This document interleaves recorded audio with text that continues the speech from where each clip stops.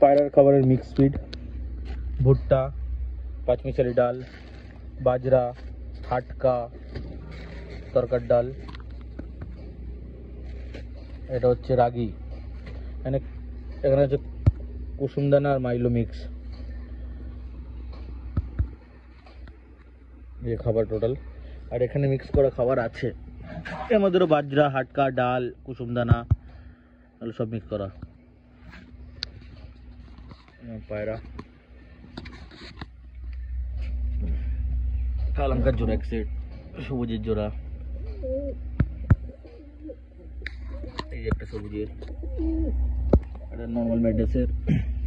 এগুলো সব পাঠা, এক পরের পাঠা এগুলো। এই যে কটা আছে,